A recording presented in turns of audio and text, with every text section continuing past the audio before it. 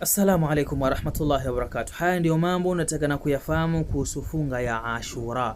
Ashura hii ni funga inayopatikaniwa katika siku ya 10 mwezi wa Muharram.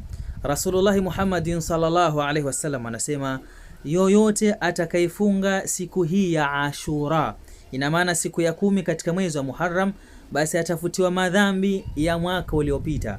Sasa hivi katika kalenda ya Kiislamu tumeingia mwaka mpya, mwaka 1448. Ina maana lau utaifunga funga hii ya Ashura utafutwa madhambi ya mwaka uliopita, mwaka 1447. Na leo tupo Muharram tarehe 8, kesho inshallah Jumatano itakuwa ni tarehe 9. Ina maana Alhamisi ndio itakuwa ni siku ya Ashura tarehe 10 mwezi wa Muharram, sawa sawa na tarehe 25 miladia.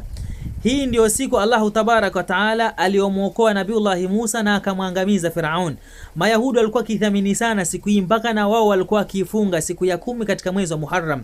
Ila Rasulullah Muhammadin sallallahu alaihi wasallam akatutaka sisi tuwakhalifu Mayahudi, kwa kuwa wao wanaithamini na wanaiheshimu, wanaifunga siku hii ya Muharram, siku ya 10, tuwakhalifu, tuende kinyume na wao. Akasema khalifu yahuda, wa khalifuni Mayahudi, na maana sumu yawman qablahu, fungeni siku kabla yake, wa yawman ba'da, na siku baada yake. Kwa hiyo funga ya Muharram iko na njia tatu.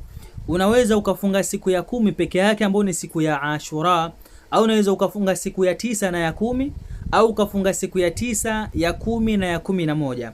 Rasulullah Muhammadin sallallahu alaihi wasallam anasema afdalu siyami ba'da Ramadan sawmu shahri llahi almuharram, yani funga bora baada ya Ramadhan ni ile funga itakayofunga katika mwezi wa Allah Muharram.